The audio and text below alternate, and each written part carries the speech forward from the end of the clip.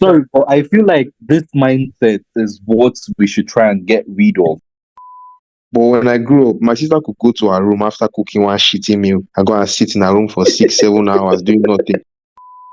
Yeah, in as Yeah, much as go on. everybody always felt like, I was being used, you were never there Mm. when I was having my anxiety and panic attacks. When I was going to the hospital Wow. frequently, you were the one visiting me. It was her. Okay. She came there every Okay, day, fair, back to fair. back. What is this like responsibility that we want from women, anyways? Like,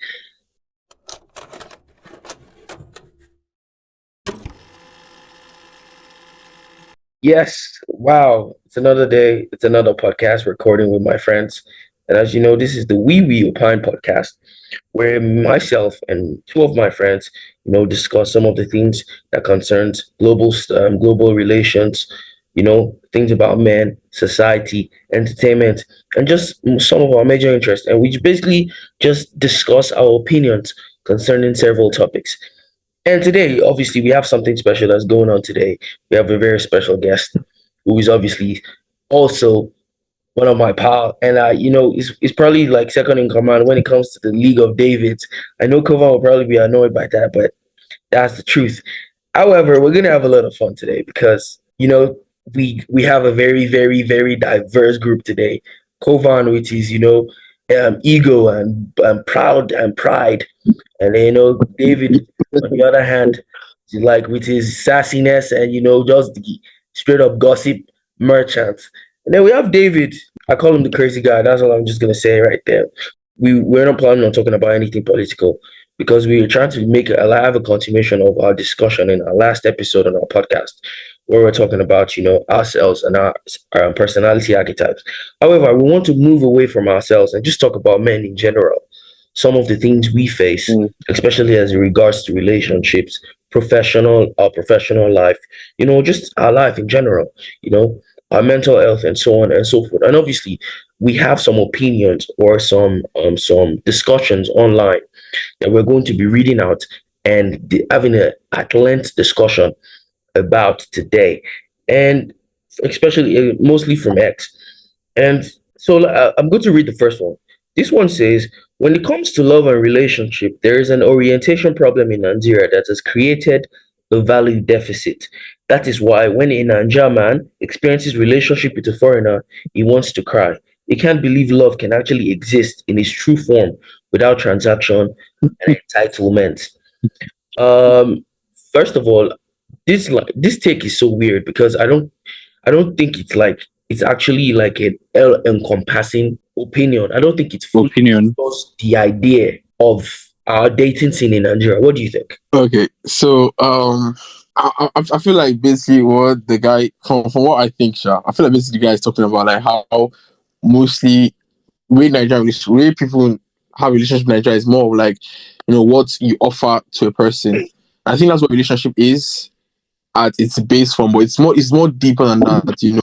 So more or less, it's more of like it's becoming more transactional. Like you give me sex and I give you like money for wigs and cars and it's coming so flaunting and everybody just wants to get the same thing and in the whole case of like what Yahoo boys have done to the dating market, bro. Absolutely. Right, I can't even compete, and I get like getting girls Birkin bags like it's water. Like, how am I supposed to compete on a dating scene with that? And like a lot of people become materialistic when you keep like giving them back to back. You're spoiling, the way people conceive how a relationship should be. So now girls right now, like we see on those pop the balloon show, nobody wants somebody with less than 30 million naira, and then they still expect to be paid allowance. Like that's one of the funniest I've ever heard. A girlfriend allowance. As I read this tweet on X about a guy that was earning 800K and his girlfriend was complaining because she was getting 80K as girlfriend allowance. And that's just by the side. Whatever she still wants here on the side, unless she wants like food or fuel or money for school, he still provides that. But at the same time, he's still paying her monthly allowance. How does that make sense? And you're paying her to be your girlfriend, you're paying her to love you. That's basically prostitution, in my opinion, to be honest. Yes, yes, So, I think it's like that. I agree with you on that. Yeah, anyone else? So like, Yeah, Yeah, it's so- quite funny and ironic that our guest is complaining, that David is complaining, Because We judging pioneer from in that history, light. we've seen and we've observed, but We've let's observed. just keep going. Yeah, but Yeah. I totally agree with that as well. I mean, most people, I had that belief that when, like, I have friends that travel abroad, and in my mind, I'm like, oh, when you travel abroad, like, you end up dating like Black Americans or someone that has left from the country.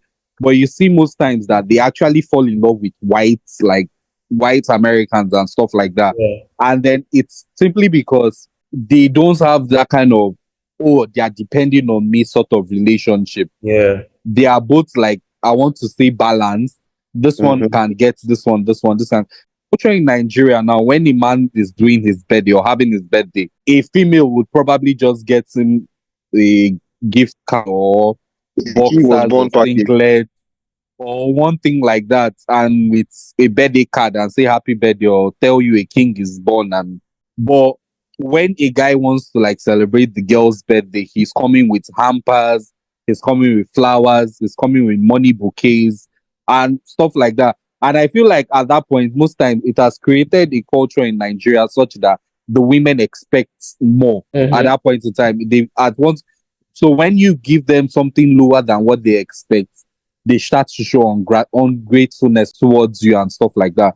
And then relationship has ended at that point. I think if you have to pay Uh, for love, like that's where the problem starts coming because what do you mean girlfriend allowance? Like what? Like that's ridiculous. that's First of crazy. all, I'd like to think myself as someone who likes to spend on like someone I say I love or I You love care them. about.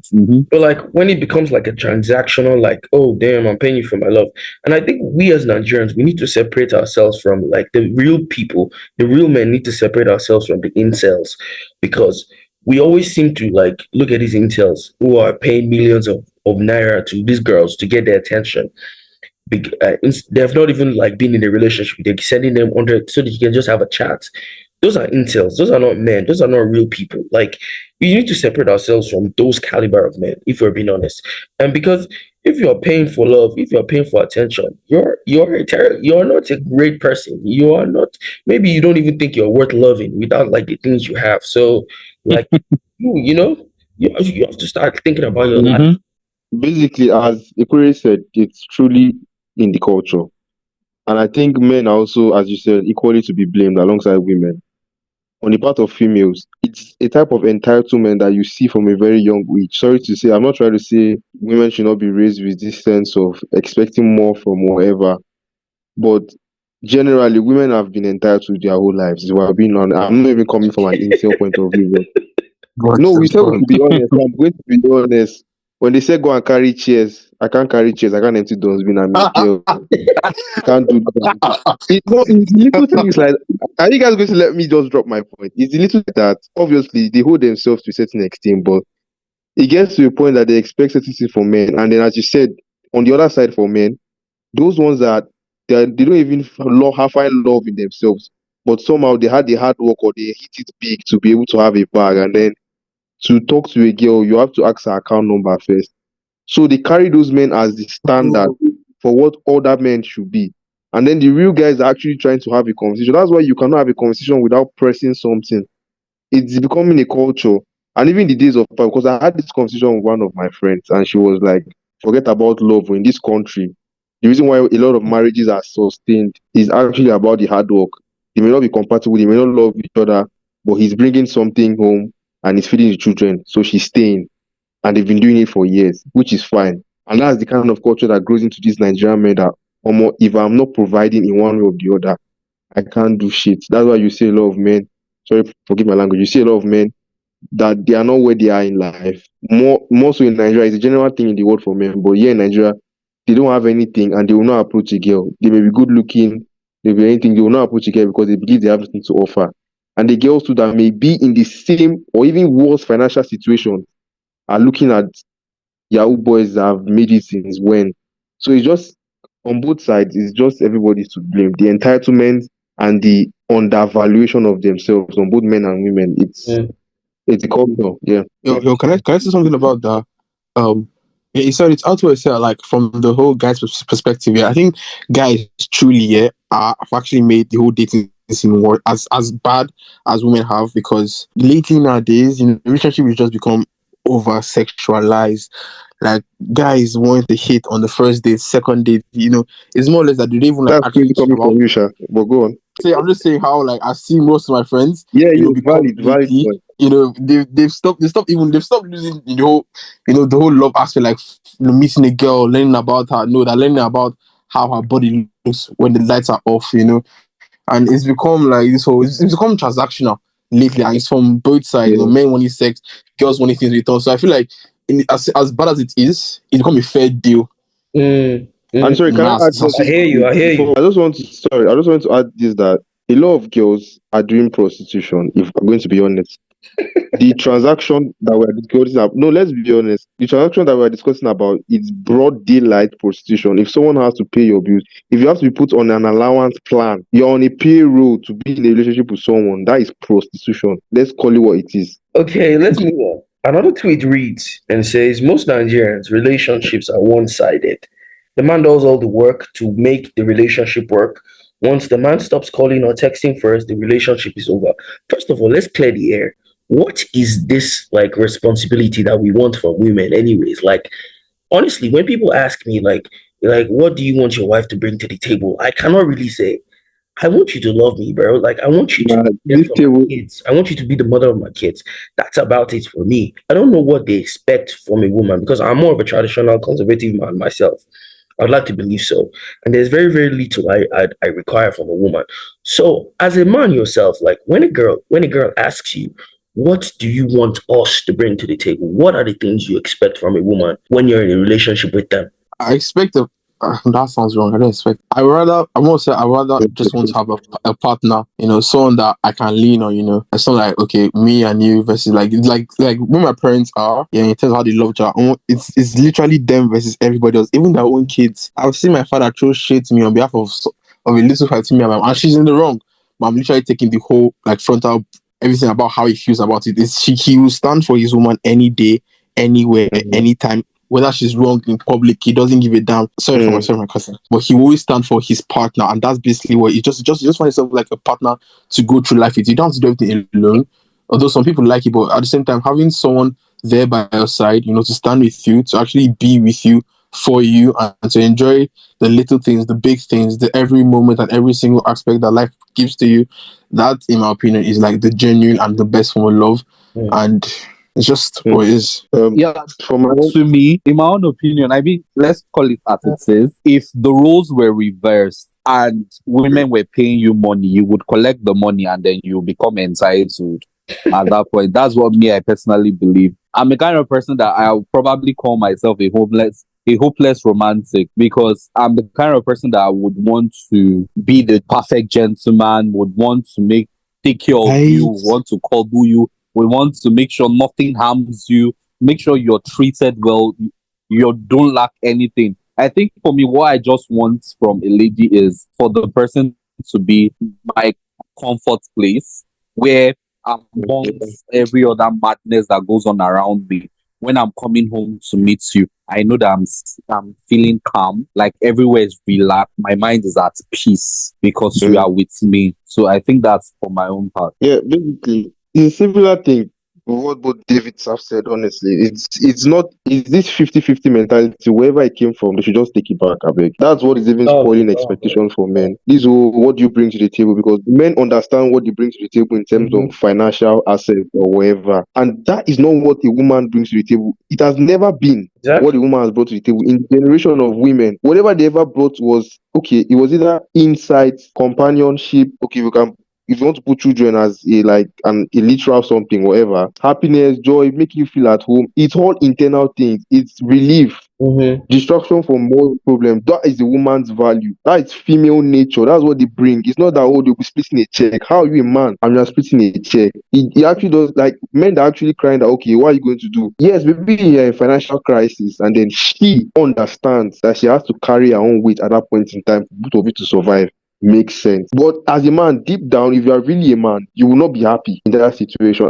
I'm aware of my auntie. I won't call her my auntie. She's a bit older than me, but whatever. She moved to the UK with her husband, and then she wanted to pick up a job after she just had a child, and the man was like, no. She eventually had to pick up the job, and he was not happy throughout. Will you now go and tell that kind of man that yes, your wife was doing the right thing at that time? Of course, she was helping out the family because she could not watch her husband suffering in a foreign land alone. But generally, do you think that's what he wanted? What he wanted is for him to come back home and she rubs his feet and then tells her about about his shitty boss, and then she tells him to sleep it off.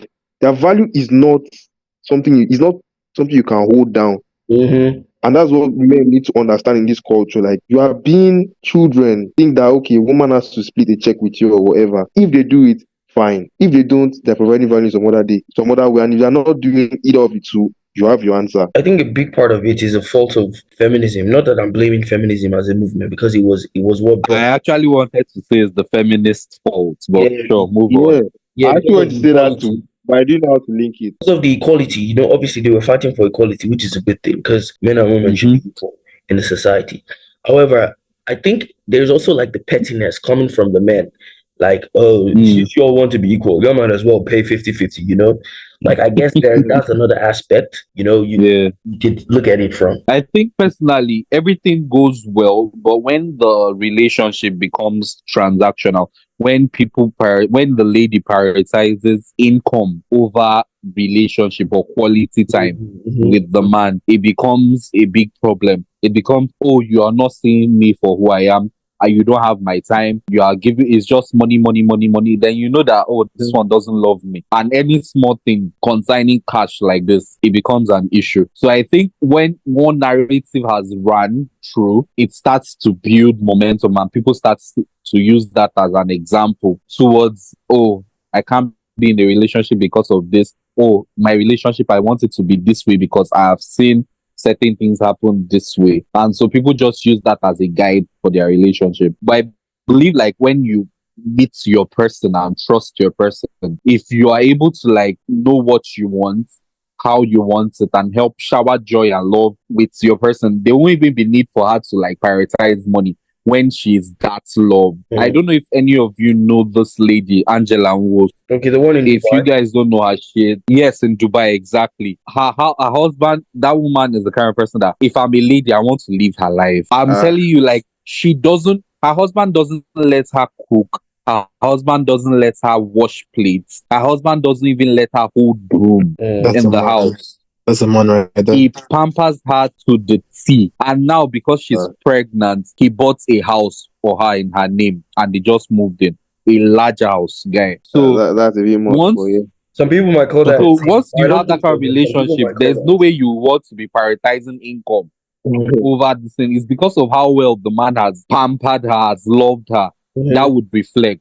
Yeah, but like David is a big spender in his relationship. How have you felt? Like, Oh my God. Tell us, how does it feel? Does it feel transactional when you do those things? Like, has there been any Like, what do you really get in return what do for you your feel when you checks? do those things? Okay. How I feel is it transactional? I've never really felt like any of my relationships have been transactional on my side. I more or less say, because at the same time, most of the things I like to spend and get for the people I'm involved with is more of like my side. I'm more of pushing it because it's not like. I mean, there are some things that they just like text me like, oh, I want to get this last set, or I want to get this new wig or something like that. But at the same time, I'm also pushing. I push to get and surprise them the best way I can to let them know that I'm really with them and I'm really here to make sure like the happiness is what gives me joy. Because like seeing their face light up when I get them like a new sneakers or shoes or something really nice that you know is not only Sorry, like thoughtful. can I ask you something on that? Oh my God. What's up? No, like, honestly, don't take it the wrong way. I'm sorry for cutting you off. Do you think you could provide that same joy and happiness, that same reaction without actually spending? Like, if you could, that would be better. Like, you just save yourself money.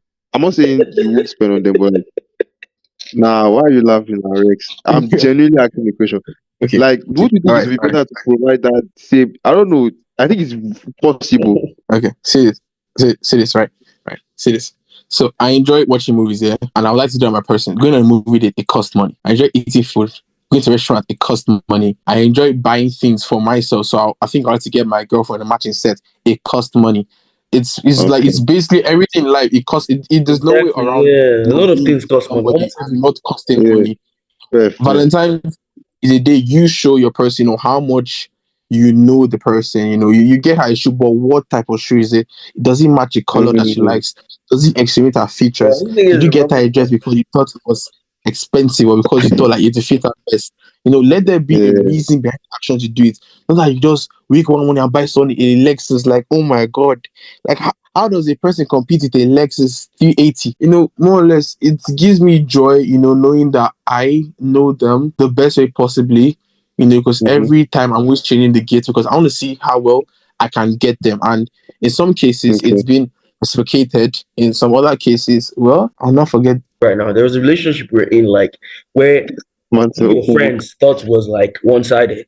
Like, how did you feel about that one, that particular one? Huh? I see what I'm doing now. Okay. if you can't remember, you can quite enlighten. Yeah, we're gonna.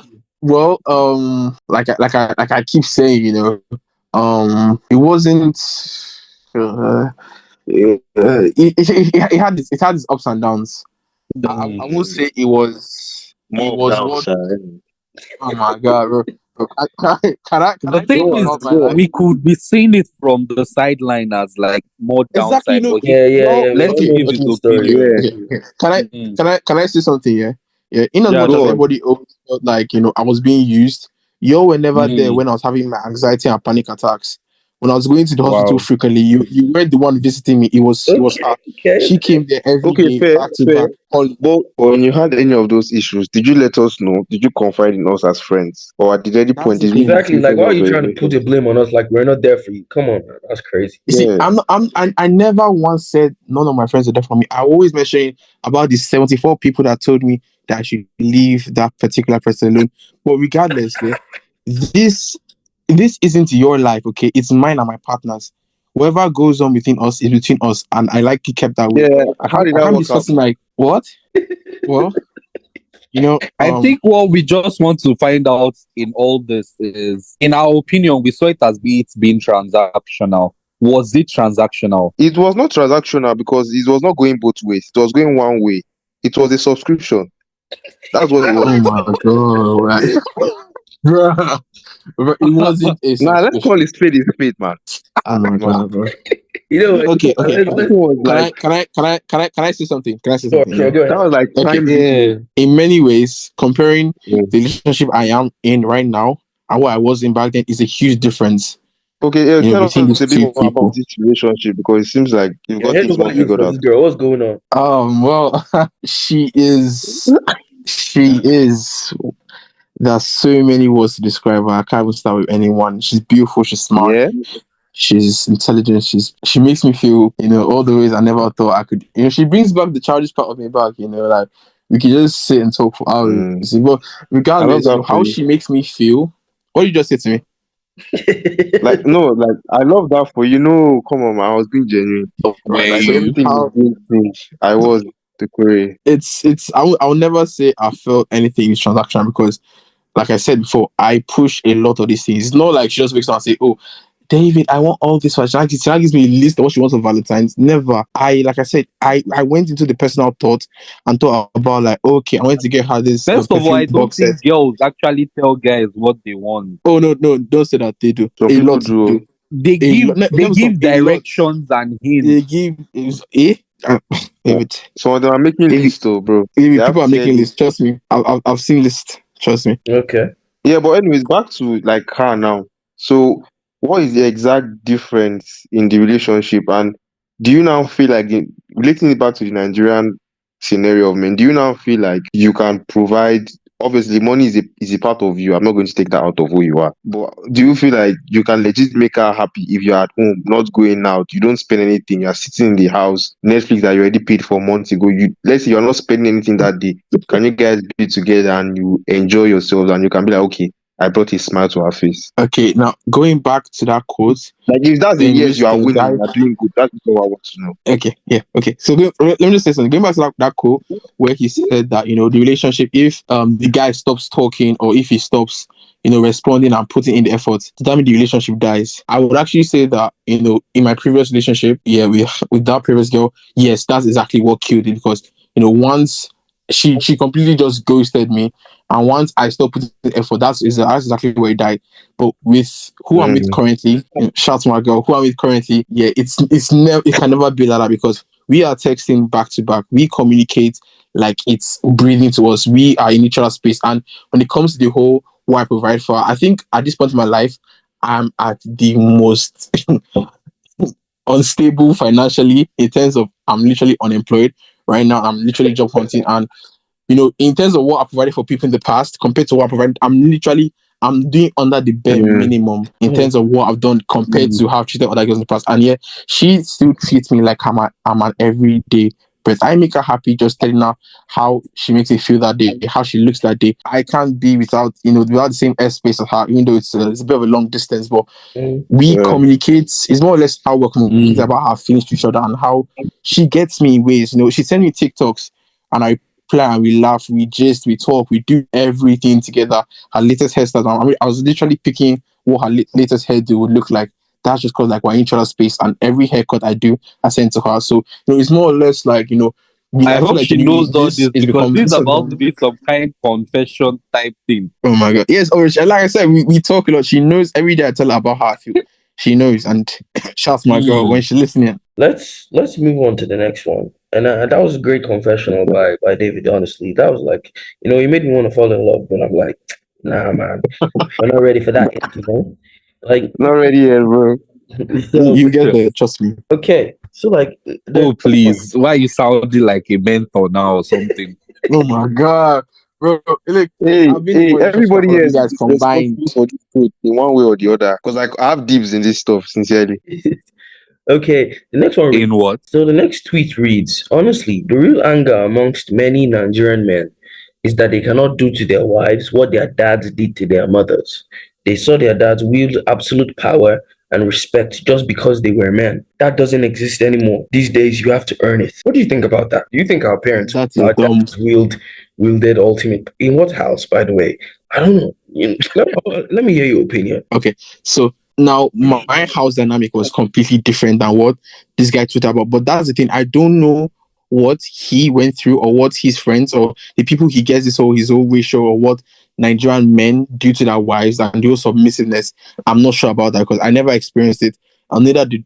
Okay, I can actually say like yeah, I've met and heard of people that their parents were actually like really the whole scale of like he's the mom girl and she's just the housewife and everything. But in my own experience here, I think, like I said, it's been a partnership. They don't even argue in my front. If they don't argue about something, it ends that night before they touch the bed. They sort it out and they talk about it and they compliment each other in every way they can. Yeah, in a sense of how other people's, parents have, I think that it happens a lot because I have a lot of friends with serious daddy issues in terms of how he treats his wife and how it's coming so like like I literally read a text chain between a girl and a guy that broke up recently, how he kept on talking about the influence of his friends and how he's not able to control his girlfriend. That was one of the most irritating things I ever read. Like, when does he begin to control a person just because you're in a relationship with them?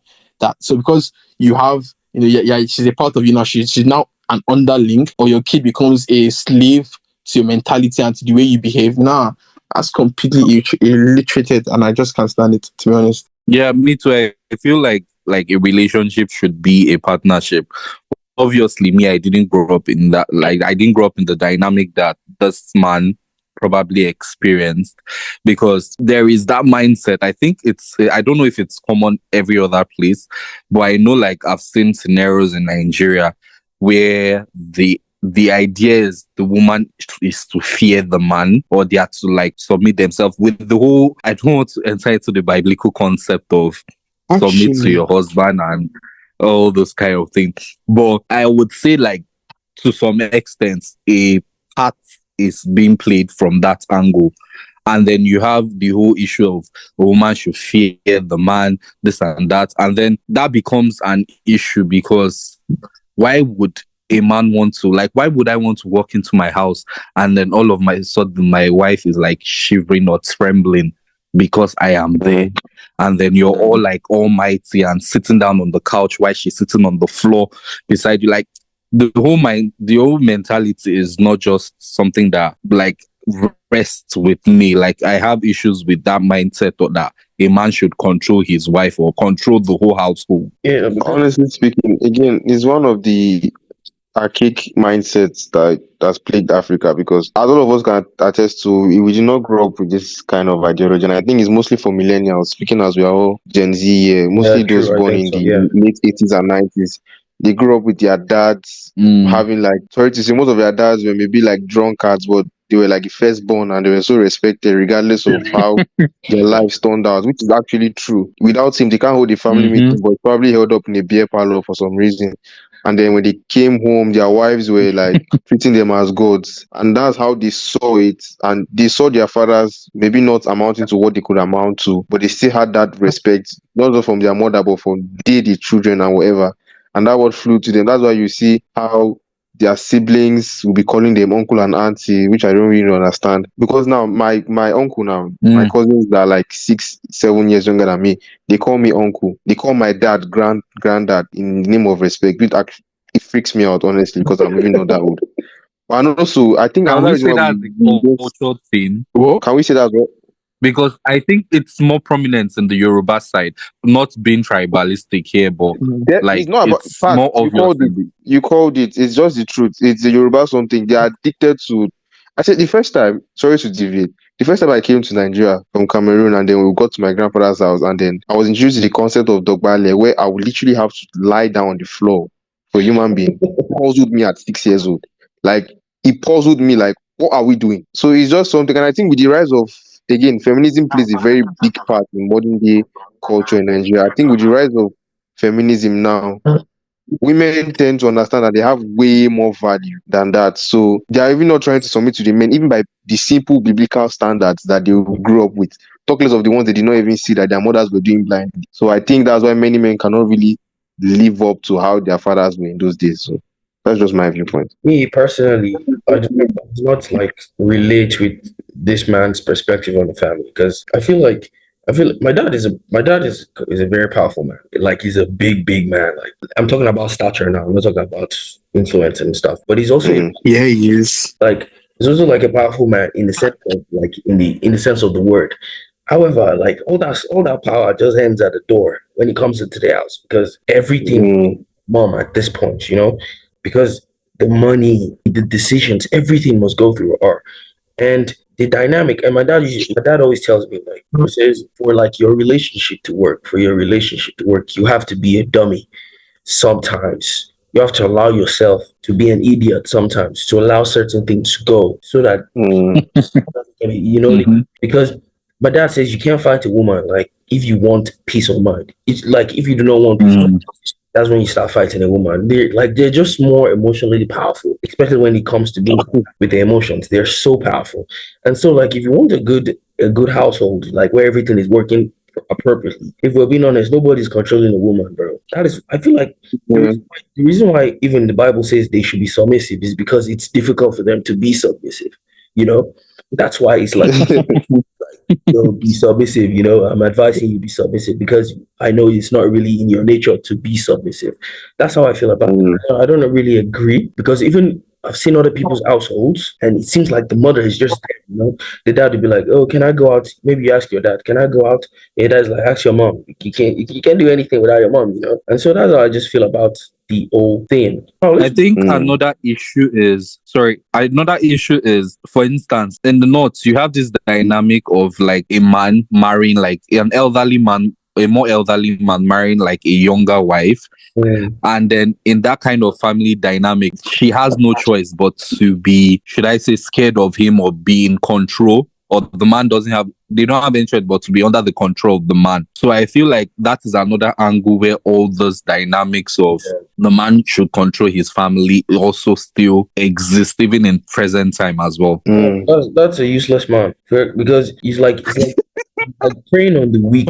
It's like, oh, I can't control someone my age, so I just go for a kid. Like he's a useless man. So like, let's move on to our last tweet of the day. This one is about mental health. Dear man, nobody really cares about your mental health. People would say you are built strong, you are not allowed to cry, you're not allowed to grieve, you're not allowed to be sad, you're not allowed to complain, you're not allowed to feel any pain. That's the way the society is built. Therefore, don't deprive yourself and don't deny yourself of the much needed happiness and rest. Seek it, but in the right way.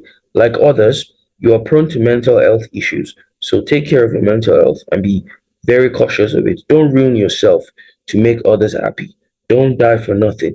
Many men have died because they were acting strong. Be weak and lazy at times. Cry when you have to. It is healing. It's fun, and it's life.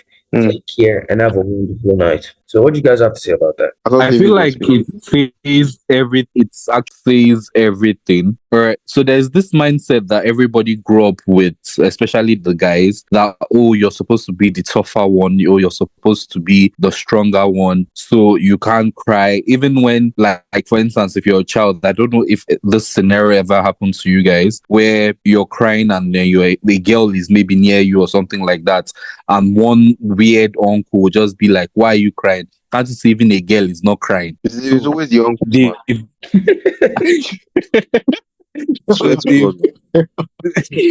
So they sort of imbued that mindset in us that you have to be strong in certain situations, and so this has sort of made a lot of people silent in their in the face of struggle, in the face of strife.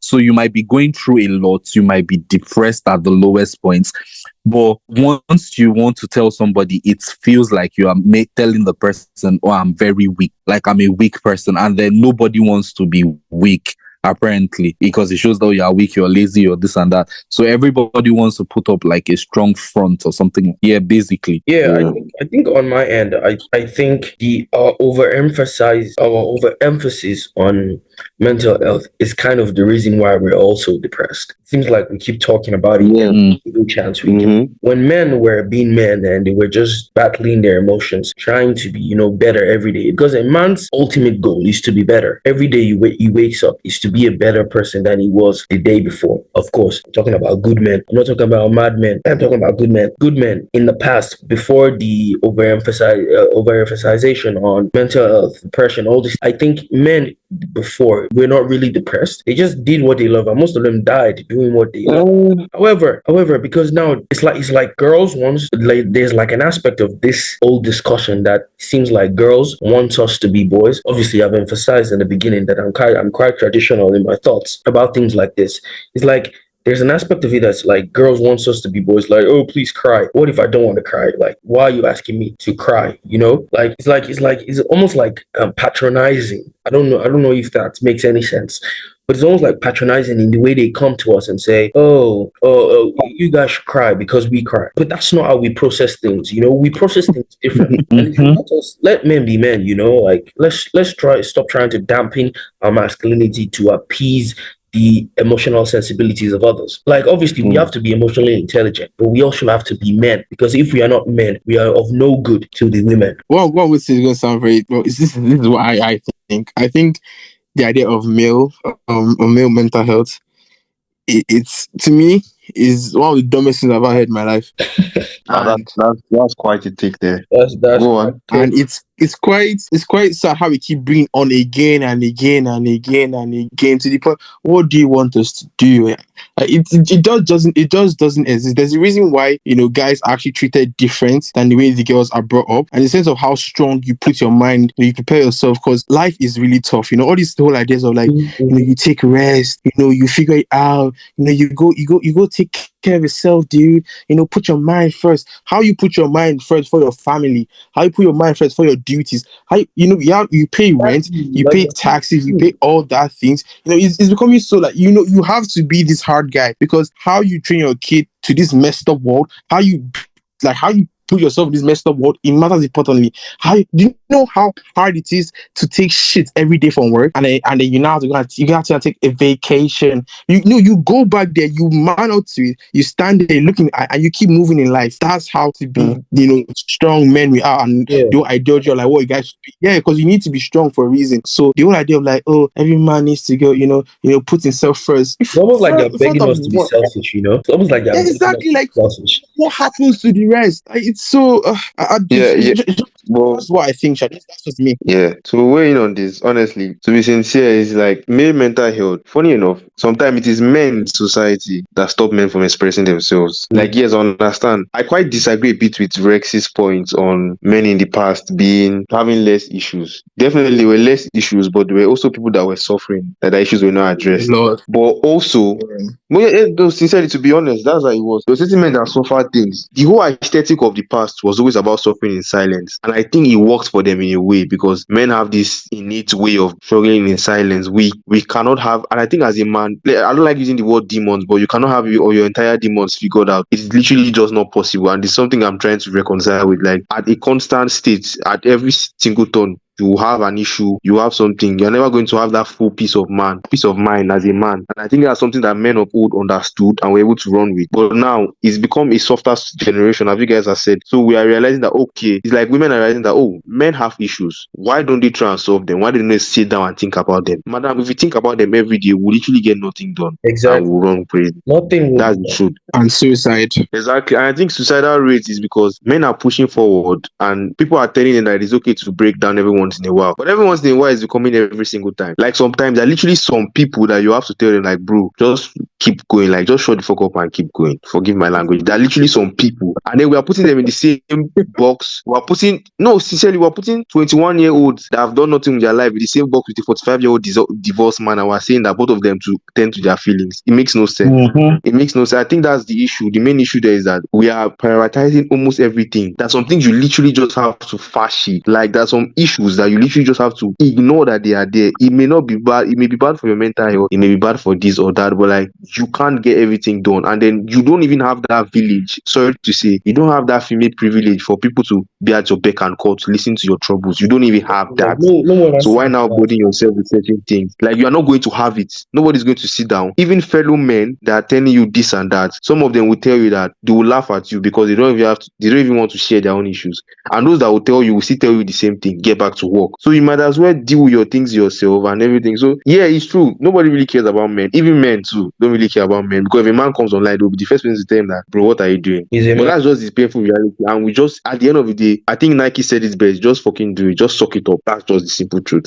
Is the life of a man. And I'm not trying to go all red pill here, but sincerely, we don't have that luxury of being females. We don't have that luxury of people to turn around and listen to our cries or society to hand us something Real. freely. So I think we literally just have to the best way to see this is even as a human being, our life is not our own. I think that's what a lot of people think it is. Like a lot of people think they're on earth for themselves. Like there's literally no part of like being alive that is yours. You can enjoy life, but being alive is not just about you. Like so you can't be wallowing as a man, especially. You can't just be wallowing in self-pity. You're waiting for someone to be listening to your heartache. Like it's weird, it's cringy, like because life will go on either way. And I think and the thing is that men don't have the luxury of being selfish. And I think it's something women can do, and society accepts that a woman can literally leave a relationship or whatsoever and be like, I need me, I need time for me, I need something to do. Like even at home, you will see girls who retire to their room. I'm sorry I'm coming back to the house with a lot, but when I grew up, my sister could go to her room after cooking one shitty meal and go and sit in her room for 6-7 hours doing nothing. But if I went inside, all of a sudden there's a light bulb that needs to be fixed or there's something, and it's not like I can even fix it, but I just have to be there. Like you just have to be around. Oh, they want to get bread. exactly. My dad can get bread on his own, but he wants me to go with him and all that. So you just got used to the idea that okay, my time is not mine. And then when you're older and someone disturbs you for something, you're already used to it. You don't have the ability to be selfish. So why not burden yourself or other people with your own issues? It's as a result of all these. Sorry, but I feel like this mindset is what we should try and get rid of, because you're telling me now that I should not bother anybody with what I'm currently feeling. I should not like complain a lot. That's not what we're saying. That's not what we're saying. No, we are saying we should complain, but we should complain not a lot, but most of it, there are things that cannot be resolved immediately, forever, and you should still learn to persevere. Not all. You don't have to tell someone every single thing you are going like through. your emotional feelings that nobody can solve but you, and you just ranting. But you exactly. I'm even saying that you have to carry the thing about your mind is that if you don't say things out, they start to clutter and they start to like pile up. So this is why I feel like getting the best partner is the best thing for you, because if you have like a partner by your side, there is no reason why you shouldn't be letting her or them know what you're feeling. By the time you're able to say certain things, you're able to bring things into perspective and then rearrange your thought. That kind of like puts you back on track. But if you keep more of like young men, they are like us that are in no relationships. Not all of us. It doesn't I mean, have to aside be. David, obviously. You have a sister that you love as well. You have Don't try somebody it. that is close to you, that you know that there's no way anybody will tell me they don't have that one person that they can confide in. I mean, Their I'm not going to friend. lie my sister like that. Yeah, I do talk to my sister about my issues. Exactly. So you, even Yeah, though it it's not doesn't mean that I'm necessarily going your to tell her sister, everything, every single thing there's some battles that is only me that can figure it out. Exactly. And That's she what doesn't I'm need to saying. know every single There's thing that is going on in my life. okay, Neither does she. have you figured it out now? No, and that's what I'm saying. She of herself That's may not be exactly what aware I'm of certain telling you. things. That No, what I'm not if saying I won't tell her when it's no, David. I'm not saying I won't tell her when it gets overwhelming. But it doesn't mean that the second I have a minor inconvenience, I'm picking up the phone to call my sister. It doesn't make any sense. It doesn't make any sense. As If a it's something man. that okay, I feel like I am ahead of myself here. She's older than me, or maybe because females have some maturity, or I can't go to my parents, or I don't feel it's spiritual. I will tell her that sometimes I'm maybe not too proud to say on the podcast, but I've cried and called my sister. And yeah,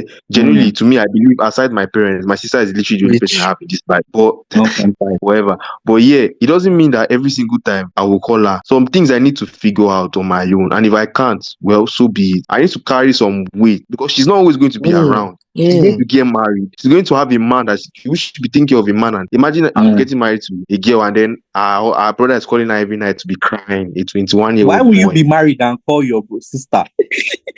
Exactly, that's what I'm saying. I might as well get my You issues in check now on my own. what you are saying right now, that he should rely on his sister, right? So what if Wester is not available anymore? Who can he rely on in that specific moment? And bro, That's what I'm saying. It doesn't have to be your sister. It doesn't have to be your sibling. You could have a best friend. And then if you don't have anybody that you can trust, I don't know, it might help some people, it might work for some people, but journaling too goes a long way. What I'm just trying to say that if you're able to put your emotions in an orderly fashion, maybe tell somebody, write it down and read it, you're able to like rearrange your thoughts in a way that you are processing things more clearly. But if you just leave it in your mind, you start to overthink things, and that's why people start feeling depressed or feeling like the whole world is rested upon them and then they can't take it anymore. And then you would see one man that probably he is overwhelmed or something, trying to jump into Third Milan Bridge or Third Milan Water or something like that. So if you're able to find a technique that helps you clutter what you're going through, try as much as possible to stick to it.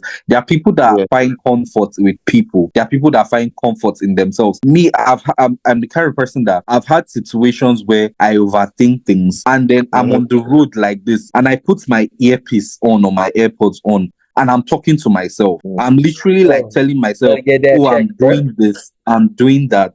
I'm just telling myself to put myself in check, basically, to make sure that you get what I'm that's to keep it in silence. That's what I'm saying. You when you have no one to confide, what I'm saying is that don't get to a point where you need another human being to be able to get your issues in check. Again, that's what I say. I'm not saying don't confide in people, but learn to realize that there are some battles and issues that nobody's going to handle for you, and you don't even need to tell some people. Like there should be this understanding that okay, this trial is my own, and sometimes telling people they may not understand, and does not mean you not go and tell people. Yes, but there's some things that I feel like as a man, as a young man, you need to learn to carry some things. Like I'm not saying intentionally, I don't know how to say it in a way that doesn't sound like mental suicide, but like learn to carry your cross, because people will not be there. It doesn't mean that when you have a village, don't make use of it. Yes, make use of your village, but don't over rely on people, basically. Exactly, because the time they are not there or they get tired of your issues, you feel 100 times worse. I can assure you on that. Speaking from experience. But yeah, obviously, don't also do hard guy or do whatever in the name of I think